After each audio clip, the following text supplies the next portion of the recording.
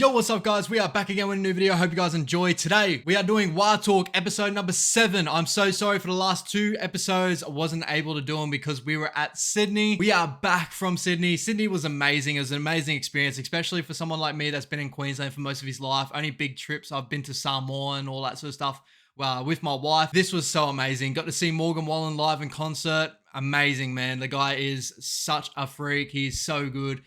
So yeah, basically it's so good to be back. I'm so happy to be back on YouTube and just being creative. If you check out my Instagram, I'll put up some photos that I was playing around with because your boy's starting to pick up a little bit of photography and that. I'm really enjoying that sort of stuff. So anyway, enough about me. Let's go through the Warriors game this weekend and how we did. And I'm fucking so happy for this one. So first of all, we won 16-14 against the Doggies at Mount Smart Stadium. Obviously first game at Mount Smart this year and we did not disappoint overall. So finishing the game with 88% completion rate. Just amazing, solid performance from the boys. Grit and determination. I thought after the first try that went in and they ended up leading, 8-0 because of a penalty that happened a little bit later on. I was a bit I was a bit down a little bit to start with. I was like, boys, we've been starting slow for the last how many weeks now, but the one thing that has been instilled into this team for the last, couple of weeks and what I'm noticing and all that sort of stuff, and I'm most proud of being a Warriors fan, and we haven't seen it in such a long time, is the grit and determination. When we go behind, we don't go behind by anything too crazy. The old Warriors would go behind by about 14 there or 16 and then have to carry on and try to win that game from there. And even then, there's been times where we go out to a massive lead to start the game, and we all know that the big Bermuda Triangle that happens at the end of the game for Warriors, we always seem to find a way to lose a game. In this one, it seems to be just that new turn of pace. We're finally getting that sort of determination to win games, stay in games, the grit. Just love to see it from the boys, especially, I wasn't able to comment last week on the game against the Cowboys, but to be honest, there was moments there where I was very confident in our boys are getting it done. And it was very much similar in this game, even when we're behind, the momentum and just the way we were playing. We should have had a couple of more bigger opportunities there, and I thought we played a lot better than the scoreline, to be honest. And obviously, there was a big controversial points and that sort of stuff, the one that gone before the Adokar try, that the strip play from Viliami Kikau. Man, if it really got determined by that, I would be kind of really disappointed in that one, but from the front view, I honestly could understand what the video refs were seeing in that, but from that back view where you start to see he was very much attacking the ball there, and he ended up getting a hand from the ball up from behind there. So especially when you kind of put that against the one with Sean Johnson, where he just made a really nice tackle on Viliami Kikau of all people, and he held his hand and Viliami dropped the ball there. I would have more so swung the way of, I don't know. That's just could be my Warriors bias, but I thought the referees were very poor in this game for both sides, to be honest. There was a couple of them that the Adokar in goal forward pass. I don't know whether it was the angle that I saw it from, but I didn't think it went forward. I just thought it was a fucking horrendous pass. They were very lucky to get away with that with Jackson Ford nearly scoring the try too, but knocking the ball on, and just a couple of things that went left, right, and center. There was a play there where there was 3 or 4 drop balls next to the sideline. I think they recovered for the couple of sets or whatever, but I don't know. There was a moment in the 26th minute where I noticed that there was a touch from Adokar and we didn't get the 6 again. Just little things like that, man. It went both ways. There was a couple of offside calls for the Doggies that they were picking up on very quickly, and I don't know, it just seemed like one of those games, but it didn't detract from the actual really good footy being played here. I think the Doggies completed over 70%. We've completed with 88%. We held the ball very strong. We had really nice attacking sets here and there. First big shout out I want to give it to is our halfbacks, both our halves, so Shawnee and Tamare. Shawnee to touch on first of all. Obviously coming into the season, we wanted consistency out of Shawnee and we wanted to see him get back to some sort of form that we can actually hold on to, being the halfback for the Warriors, especially when we have a man like Ronald Volkman killing it in New South Wales Cup. I'm not too sure about New South Wales Cup team today. I was out at a little cemetery, catching up on my Mrs. Nana, and just didn't get time to touch in base with those. I will go rewatch that game to see how all our younger boys are going. But back to Shawnee, I thought Shawnee was amazing. He ran really well. Obviously, his kicking game's still not amazing. I do remember the older Shawnee having a better kicking game than what he does now and all that sort of stuff. But it was very controlled. He had a very controlled kicking game. but his running game is what really excited me. Scoring that really nice try in there with that dummy and go. Obviously, there was a little bit of controversy with Adam Fanor-Blake, getting through the line and that, but I feel like that sort of thing like kind of works in a way of like, Shawnee was on the past Adam Fanor-Blake. So like, things like that seem to happen in a lot of plays. So I let that go, but that's my Warriors bias, as I said to start with. And then moving on to Tamari Martin and how like, I just feel like he just complements the team so well. I think defensively, he had a really solid game in this one. There was a couple of big moments there where he went in like kind of third man in, second man in or whatever, and hitting really, really nice and hard. So really proud of Tamari of how he's playing at the moment, especially coming back into footy, and I thought he was really, really good in this one. Other big names there, obviously, is our complete forward pack. I mean, like, just our depth in general. Like, I was really, really happy to see. I just said the Rugby League Guru, shout out to him, my bro. Just, it was such a good to see the Warriors, obviously losing Reece and stuff, and a lot of people not really giving credit for our signings to be as big as what they were. Like, Reece is such a big loss as a superstar he was, but we picked up some players that have stepped up. And I feel like with the Warriors, I think it goes unnoticed the last couple of years of like how we've actually developed our players very, very well. Like Jackson Ford's come to us looking really nice. Joshy Curran's come to us looking amazing. Ronald Volkman is looking really nice in Q Cup, even not Q Cup, New South Wales Cup, but even though he was looking good coming to us anyway. Murata Niokore is another one like that. He's been playing fucking stellar in this one, like massive in contact. He's just a big boy that runs hard. I did like seeing him run through the middle really nicely. He like really complemented the team and really gave us a shitload of momentum in the middle. But players like Bailey Sironen is actually getting some really good time there, and just like Joshy Curran not making the team, making 18th man really worries me on that. But now that Tohu may be out for injury, fingers crossed not for too long, but I feel like Joshy Curran can fill in that 13 role, and like who better? Like, you know what I mean? Like that depth is there. Like that's what I'm really impressed with the Warriors. Like we are growing these players into really, really good stud players. Like Edward Cossey and Montoya both had amazing games in this one. Montoya went unwanted from the Doggies, and moving on to the Warriors, and I kind of saw it to start with the Warriors, but he has grown into a very, very solid winger. Other than that one error that he put us in a really bad predicament, but the boys defended their heart out for that man, and like that's the biggest thing with the Warriors this year. Has really made me proud. So him and Edward Cossey was so safe under the high ball today. Like he was so amazing. I feel like the last couple of games he's been very, very good, especially after like all the backlash was getting into him, where like we had no Dallin, so the boys are like, fuck, we got to bring Edward Cossey in, but he's been playing really good. And I thought Pompey actually had a decent showing in this one too. Obviously unlucky with that try that he got pulled back with the strip and all that sort of stuff, but he looked very strong in contact. So good to see from him. And Valia, man, like he is growing into something special. He's going to continue to grow into something special. Still has a couple of defensive lapses in him, I do find, but he'll get better. Like I honestly believe he'll get better defensively. Other than that, his one-on-one contact is strong. Everything else, like as soon as he gets it, when he gets it right, he gets it right.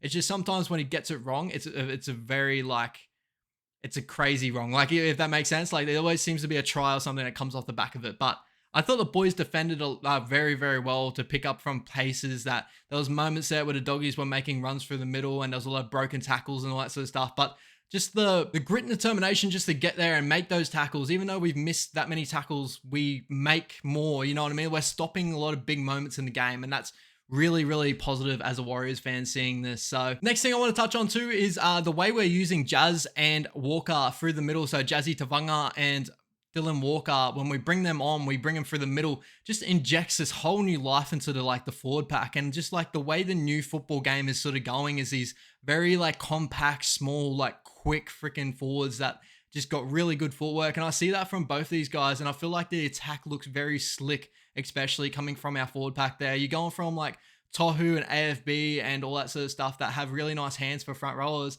And then we're going small ball where they have like just close to just as good hands, but the footwork is just different. And just, it's such a good lethal fit to our team. Like we have a whole new dimension to our attack, and it's really, really nice to see. Especially like I was kind of the one where I sat back when we signed Dylan Walker and was like, oh, I hope this is not another like Adam Blair signing. Like, you know, one of those ones where we like sign the boys that are kind of like just towards their end of their career and expecting them to pick up the slack and be that new breath of life for us. He's been that breath of life. So He brings a whole new tempo to the team, and I really appreciate that from him. And last of all, I want to touch on two more players. So obviously, Chance Nickel-Klokstad, I thought was just fucking amazing. He's been amazing for the start of our season, obviously not being able to play against the Cowboys, but he came into this game and played fucking awesome. So it's really good to see Chancey play really good footy, really damaging through the middle there. When we get a good run on with our forwards and stuff, he seems to just break tackles and just poke his nose through. He plays really, really good that way.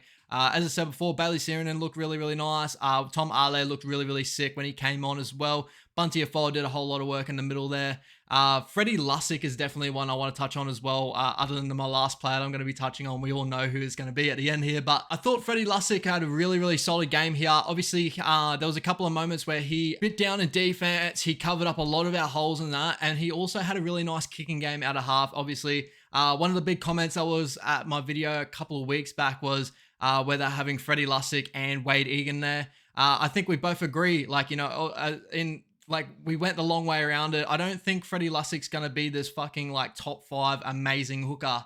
But I also believe that, you know, if we have him and we have Wade Egan, maybe have like him come up 14 and Wade Egan starting the game, like that could look really, really nice. But then we got Jazzy and stuff there too. So it's really tough, but this is what I mean. Like the depth that we have, where if we have Wade Egan out, I'm very confident in Freddie Lussick and his growth as a player to bring him in. And he actually filled the shoes very, very nicely.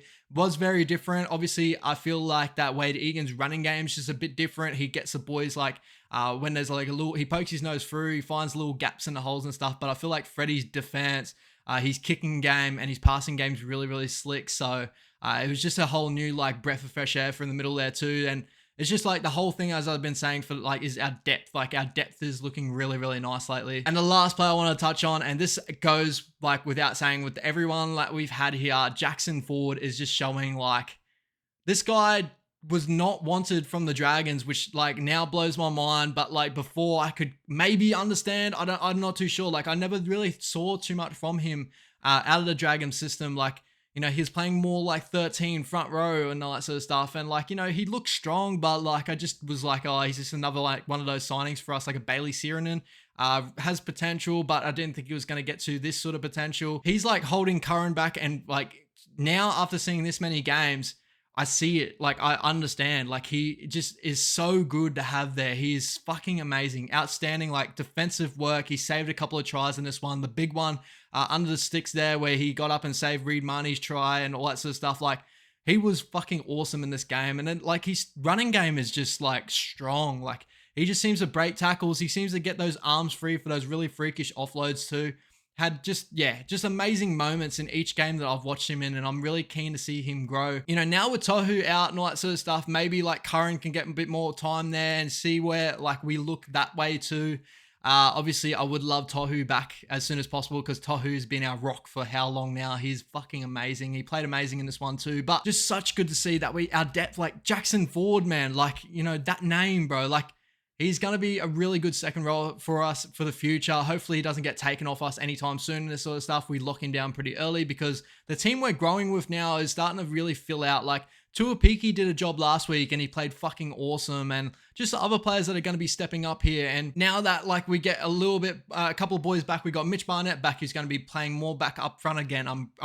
I'm thinking off the top of my head, we definitely would have him playing at front row, and I'll definitely would be looking at having playing Joshy Curran at 13. But yeah, we're just bringing boys back, and we're just going to get stronger and stronger and stronger. Like Egan's got to get back. Barnett's got to get back. Like we have a couple of like injuries that we're running with now. Like wait till freaking Luke Metcalf. Where does Luke Metcalf fit in this team? Like honestly, like I think Shawnee's been really, really solid. Like he's definitely, I can't take Shawnee out of there now. And I think Pompey and Valier have done a very good job in the centers. I thought Valiame, before we either got injured, I'm pretty sure he's got an injury at the moment, I thought they've been solid, like just across the park. I've got to give up to Webby. Webby has completely changed this club, brought a whole new life to it, and we're looking like we're staying in contests. We are bashing blokes. Like it actually looks like it's going to be hurting coming to Mount Smart this year, and this is what we've wanted for how long. We have a big boy like Adam Fanor Blake in the middle, and just I feel like our forward pack has got to be spoken about now as one of the best forward packs in the competition. Like,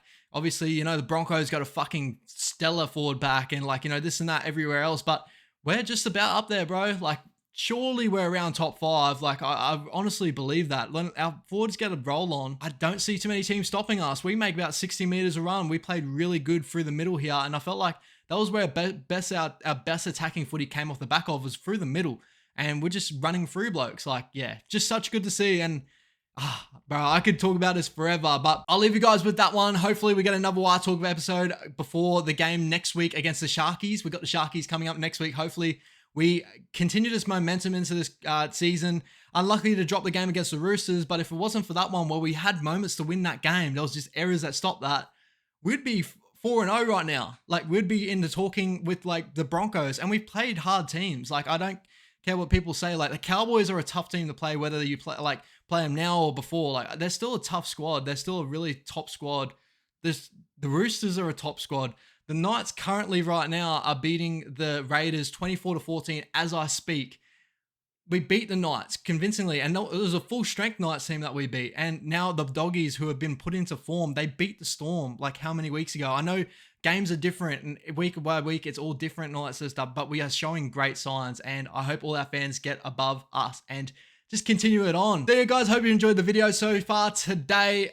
If you did, please subscribe down below. I really would love that. Again, like, you know, it's so good to be back home. Like, Sydney was fucking amazing to travel to. I could never live there, I don't ever think, unless I have a shitload of money under me. But man, like, it was just such a good place to see. I got some really nice photos too, so go check them out on my Instagram. I do want to just be creative. Like, I'm just a creative person, so don't think it was a bit weird that I do a lot of rugby league content on this channel, but also on my Instagram, I don't post that much rugby league content. I will like support the boys and all that sort of stuff, but I'm a bit more of just like, I just love having a chat with you guys on this one. So comment down below. All my videos are discussion based, as you all know. And yeah, hope you guys enjoy. Take it easy, please. Up the wires. Let's go.